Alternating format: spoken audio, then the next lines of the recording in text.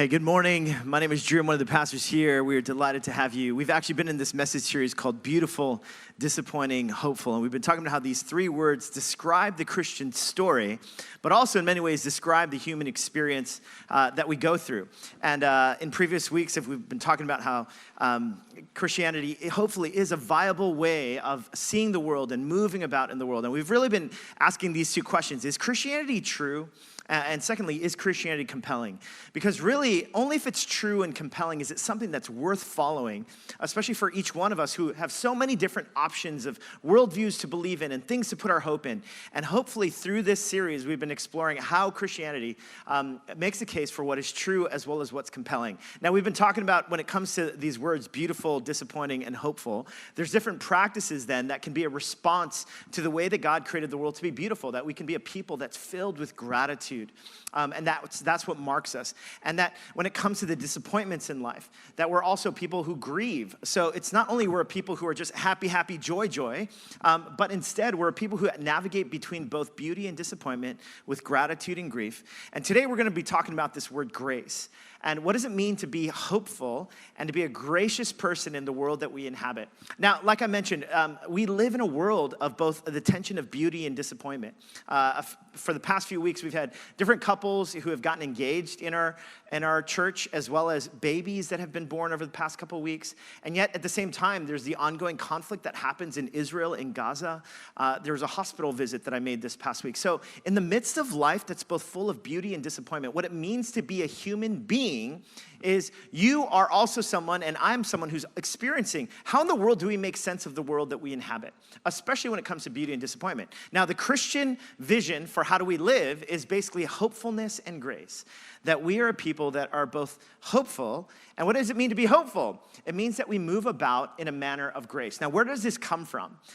There's actually a word that's been around throughout centuries, and it's the word theology. Now, theology actually comes from the root word theos, which is God, and logos, which is logic or reason or account. Now, of course, whenever we say like biology or zoology, the study of animals or study of life for biology, theology is the study of God. Now, can you imagine just how intimidating that is, the study of God? Now, here's what we believe as Christians. We believe that God revealed himself through the scriptures, through his written word to us, and then Jesus became flesh and dwelt among us. Jesus, who's also called the Word of God in the Gospel of John. And in so doing, Jesus would talk about the scriptures, and as a result, the scriptures are what we believe about the revelation of who God is. And so it's from the scriptures then that we have this theology, this understanding of who God is and how we can follow this God. Now, there's two different ways that theology can be categorized or learned about. The first way is through systematic theology. Now, systematic theology, you can take a word, for instance, like the word grace. And here's what systematic theology does. If I take this word grace, then I'll look up throughout the scriptures, where is this word grace used? It's used in Ephesians chapter 2. It's used in Romans chapter 3. Wherever grace is used, and from those different verses, what will happen is it'll bubble up into one definition about what grace is. Now, there's another way of coming to terms with some of these theological definitions and so on, and it's biblical theology. Biblical theology is actually looking at the story of God throughout scriptures and seeing how God continues to reveal grace in the lives of the people of God. And so today, the way that I thought we could go about talking about grace is not by simply saying, hey, here's what the Bible has to say about grace. There's so many different scriptures about grace, but actually to look at a story, a revelation of God's heart and his disposition towards his people. And it's a story that Jesus tells in a parable which is a story that has an underlying spiritual truth. And so here's where the story begins. Look at what it says. It says, Jesus continued, there was a man who had two sons. The younger one said to his father, Father, give me my share of the estate. I'll actually stop right there. Now, I actually grew up in a setting, I'm Korean American, so my parents immigrated from Korea to Los Angeles. I grew up in Los Angeles, moved here when I was 21 years old, and which was 2001, so I've been here, you do the math, and how old I am right now. And so, but growing up in a Korean family, it's very, the values are very much about family and about honor. In fact, if you know anything about the Korean language, there's actually a different way that you address elders than other people. And so the people like peers or those younger than me, you speak in just kind of regular colloquial language. And yet there's another way, another category of speaking to an elder. So you can imagine like there's this honorific culture that's baked into the culture. Some of you parents are like, I wish I was Korean. Now here's the thing, like in the ancient world, it was very similar. There was a respect for elders, and families meant so much in terms of who you honor and the way that you honor. Now, here's what's so incredible about this statement, that right off the bat, Jesus punches us in the face with this one little statement. It's that the younger son goes to his dad, and normally an inheritance is given to a son or a daughter. When is it given? It's after the father dies. And so there's something incredibly out of order and improper about the way that this son, he brazenly is going to his dad and basically saying, Dad, you are dead to me now. Give me my share of the inheritance right now. Now, a part of me, I'm shivering just thinking about that. The reason why, because again, it's baked into me. Honor for parents.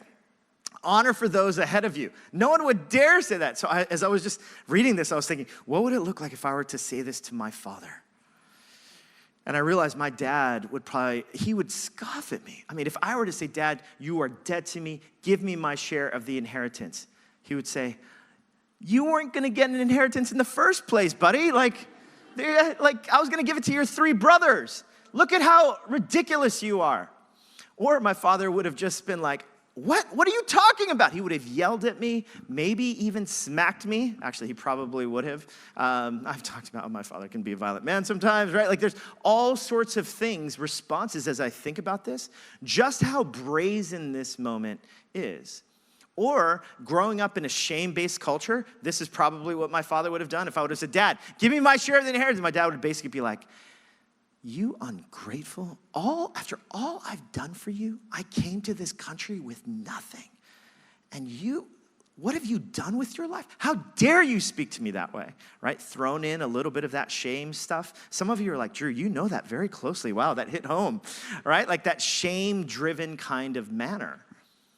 Now, here's what's equally stunning. Not only is it stunning, the brazenness of this younger son who's basically able to go to his dad and basically be like, you are dead to me. But look at the response. So he divided the property between them. That's all it says. The father is meant with this affront. And what does he do? He says, okay.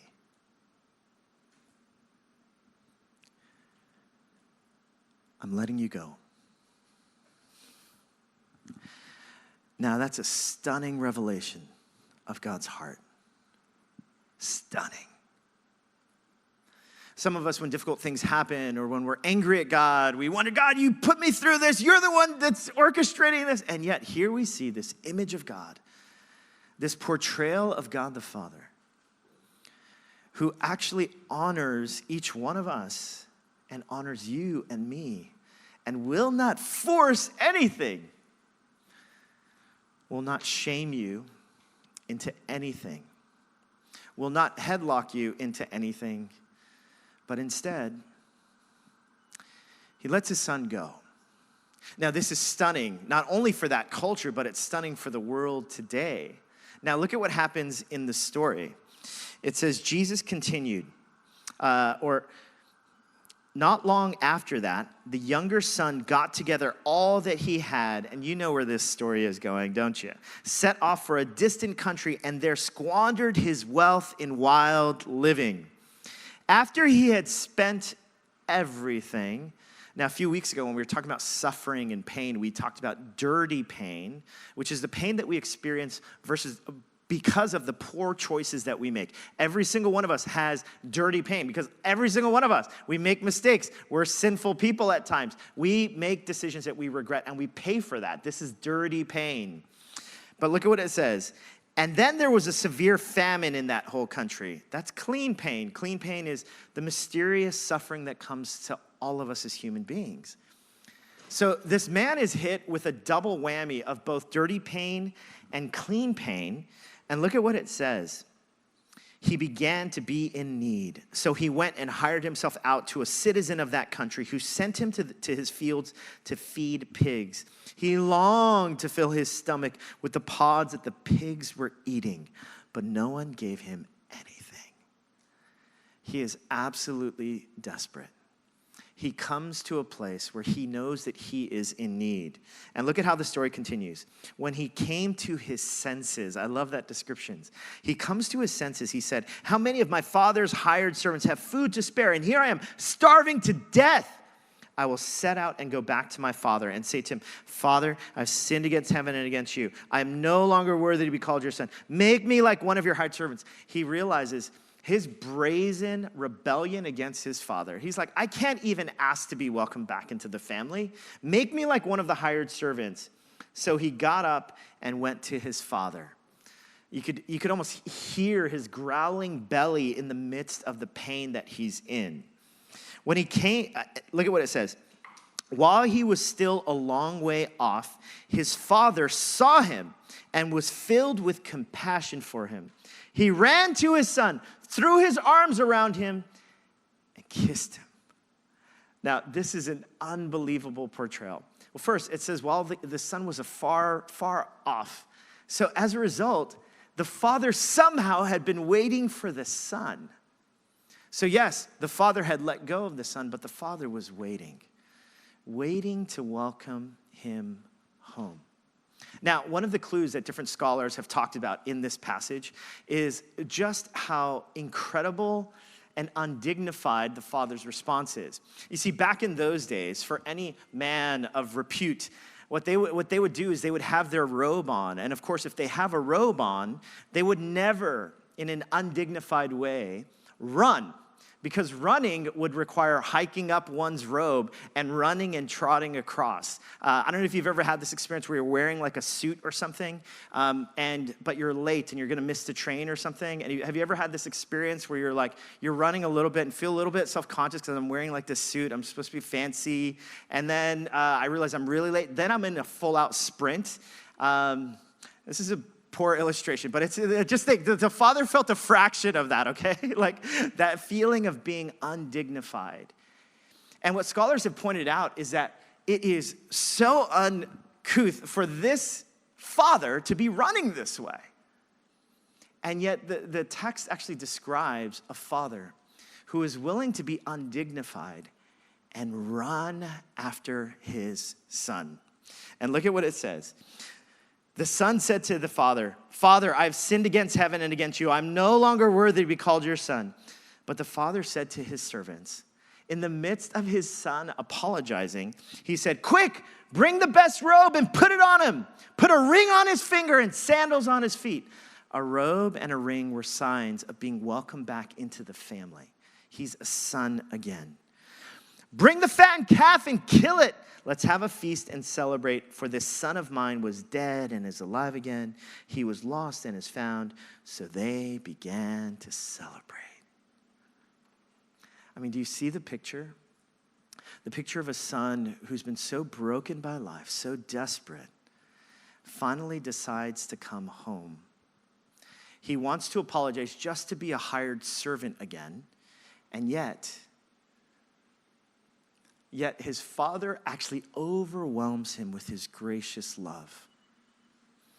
After such out-and-out rebellion, the father's arms are wide open and full of grace. Now again, as I was thinking about kind of like a shame-based culture, I realized as I was thinking, like, how would my father probably have reacted to this? If I had come to a point where I started wandering home, my dad, first of all, if he saw me a long way off, he'd probably go inside to just like stew a little bit. And then finally, when I would get maybe halfway to him, what he would probably do is he'd be like, hey, come here. And I would, of course, sheepishly be like, oh my goodness, I'm gonna get it now. And I would basically come forward. And then my father, he'd probably be like, come on, go faster, move faster. Finally, I'd be running a little bit faster. And then he would also have like a robe or a blanket or something. And this is probably what my dad would have done. He probably would have taken the robe, and like when he got close enough, he'd get close enough to me, he'd wrap me in the robe and basically be like, hey, did anyone see you coming? Because honestly, like I told everyone that you went to math camp for a year. And like you brought so much shame to our family. I told everyone that it's because you were studying really hard. I mean, that's generally how my family, because shame and honor for my family was so important.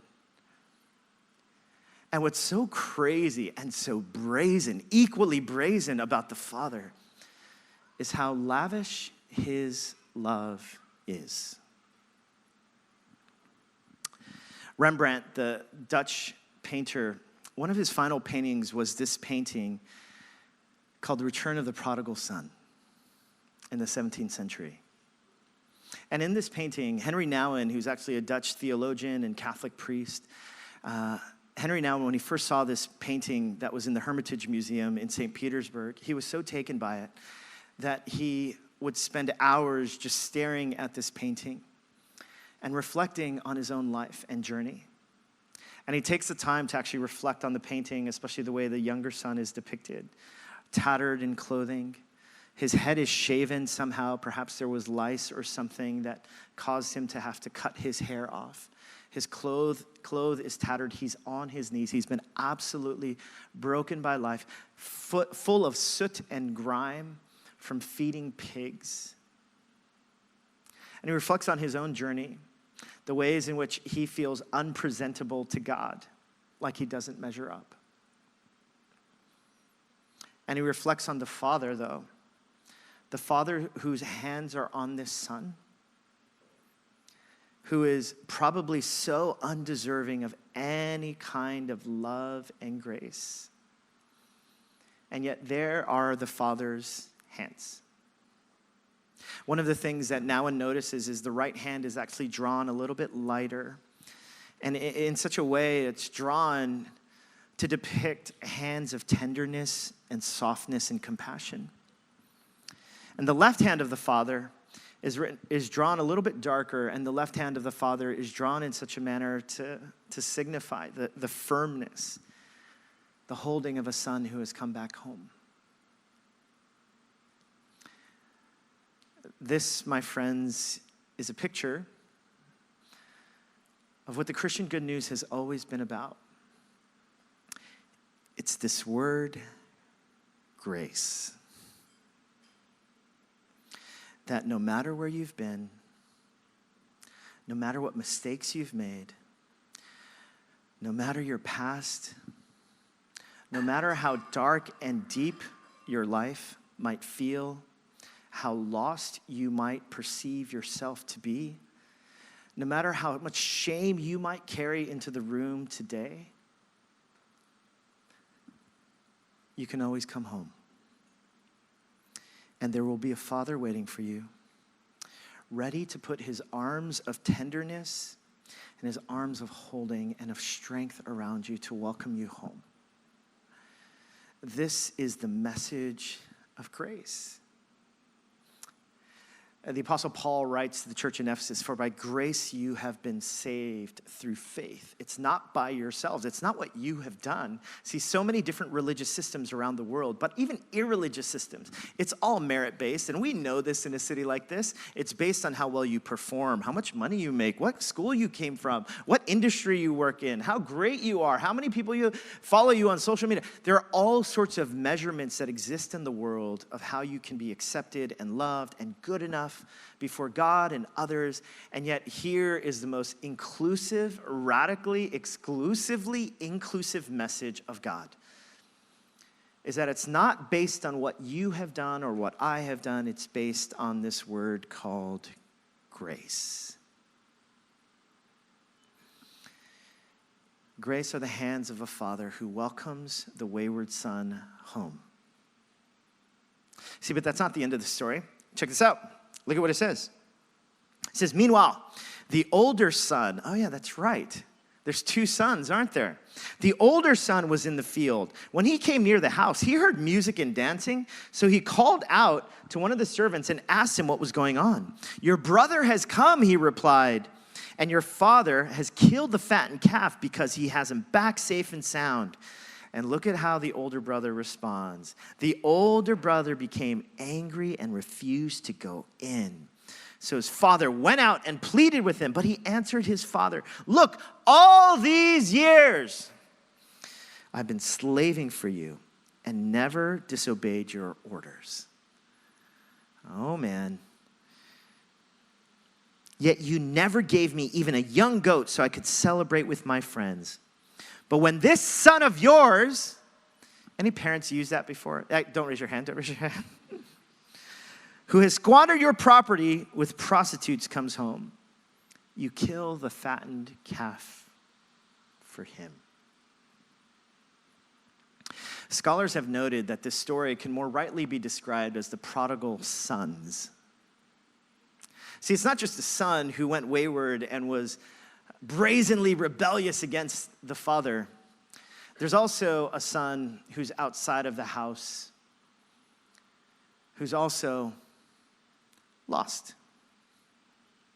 He's lost. And if you can see this painting, now one reflects then on the painting of the son who's depicted in the painting on the right. The son who's cold and harsh, whose eyes are downcast, whose back is stiff and judgmental and harsh and self-righteous. He's from the Upper East Side. No, I'm just kidding.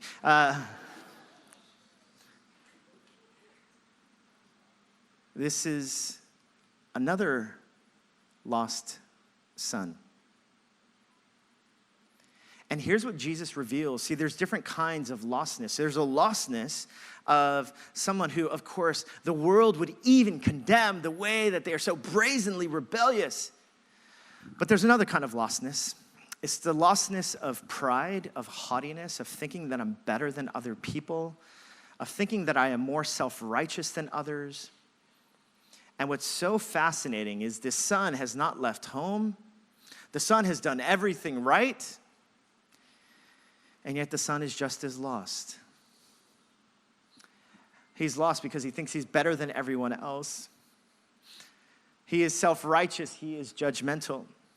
In many ways, Christians, we can even hide behind our religion to simply be arrogant jerks and jerkettes. We can be a people who are lost in pride, look down on other people. And what Jesus is doing as he's talking about the prodigal sons is he's talking about two kinds of lostness. Some of us, we are saddled with shame this morning, and others of us, we are saddled with pride. We think we're better than other people. We think we're better than our kids. We think we're better than our parents. We think we're better than those people out there from those other areas. Here's what's stunning. Look at the story. It says, my son, the father said, you are always with me and everything I have is yours. But we had to celebrate and be glad because this brother of yours was dead and is alive again. He was lost and is found. The beautiful heart of God is that his love, despite whatever lostness we might be experiencing today, his lostness still moves. Your lostness, God's heart of compassion and grace and love still moves towards you all. Here's what Nouwen writes when he reflects on the older brother. Look at what he says. He says, the elder brother compares himself with the younger one and becomes jealous. But the father loves them both so much that it didn't even occur to him to delay the party in order to prevent the elder son from feeling rejected. I'm convinced that many of my emotional problems would melt as snow in the sun if I could let the truth of God's non-comparing love permeate my heart. See, the father heart of God continues to move towards both the younger sons as well as the older son. Some of us, again, we are so stiff, judgmental, and harsh. Perhaps there's unforgiveness that's been lodged in our hearts. And what if today the love of God is chasing after you to melt your heart again? This past weekend, we had a marriage investment weekend. And later, I realized this. Actually, Dave Jennings and his wife, Cindy, were there. They've been married for 38 years, everyone. 38 years. Amazing. Well done, Dave. Oh, I should say well done, Cindy. And yes. And what was interesting was I later realized that the instructor was younger than they've been married. Now, there was this moment when all the guys were meeting and Dave was just saying, he was offering this, just sharing with others that were in the room. He said, I've learned that I can learn from anybody when it comes to learning how to love people better. And I thought to myself, I want to be able to say the same thing, to constantly be in a place where I can hopefully have a humble, loving presence. To be someone that's so full of love that I don't need to be defensive or harsh or offensive towards others or overly judgmental or critical, but what would it look like for me to have my heart melted in such a manner? Now, one of the things that now, and if we put that painting back up, one of the things that now, as he reflects on his journey as the younger brother, and then his journey as the older brother, someone who is proud and haughty. And what he talks about when he talks about the goal of Christian maturity, because each one of us, whether we've had the experience of the younger son or the experience of the older son, either way, God wants us home. And the task of spiritual maturity is actually becoming like the Father. He would find himself in the painting that the lighting was most pronounced and most prominent on the Father. Because the story is ultimately about a father. A father whose eyes and warmth and embrace, whose strength and courage and presence is a healing presence. And the task of Christian maturity is that each one of us then become fathers and mothers who display that same kind of warmth, embrace, courage, and kindness. See, here's what living hopefully means. Living hopefully means that we are a people who have received God's grace. We swim in this grace. We come to the table again and again. We recognize that we are more sinful than we dare to believe, but we come back again. We come home again, and God's arms, the Father's arms, are always open wide. And there are some of us who are too proud to come back in, and the Father chases us still. Some of us, we are so caught in our pride and unforgiveness and bitterness. And today, what God wants to do is melt your heart. And the same pursuing love of God is there for you to welcome you and beckon you home. What would it look like for us to be a people who are so filled with grace, so secure in God's non-comparing love? What would it look like for us to become the most gracious people in the city? That when it comes to the ways that we live our lives, the way that we handle our money, could you imagine if the reputation of Christians wasn't, oh, they are so judgmental and into themselves, but what if the reputation of Christians, the reputation of our church, the reputation of the church at large was those Christians are incredibly gracious people. They're so secure in themselves, secure in their belovedness. They treat one another like family, and they're overly gracious in the way that they respond to the world around them, in the way that they use their money, in the way that they're kind in their workplaces and homes and in their families. What if that was the reputation of Christians? That we were a people that brought healing hands and feet and hearts to this city. Now, I know what you're thinking. You're like, Drew, the last thing I wanted to do was come for like some sort of like command to try to be more gracious. Wait till you come and work where I work, or wait till you come and see what my family is like. I know.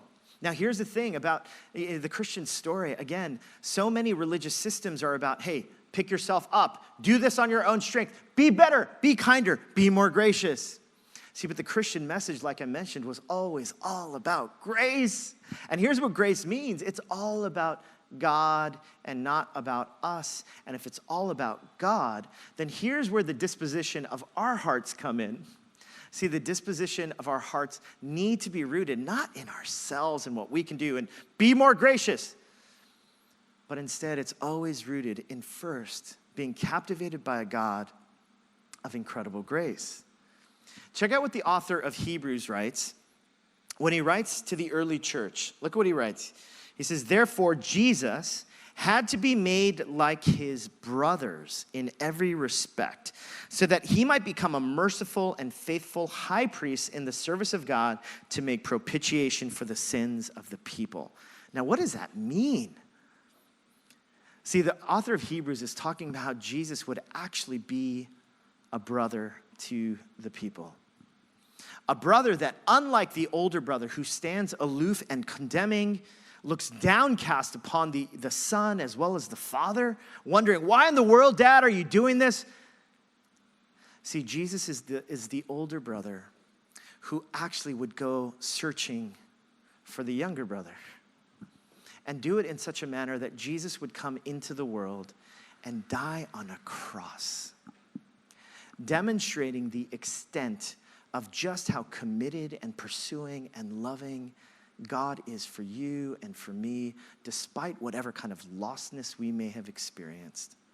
See, the good news of the Christian faith, remember, it's all about God.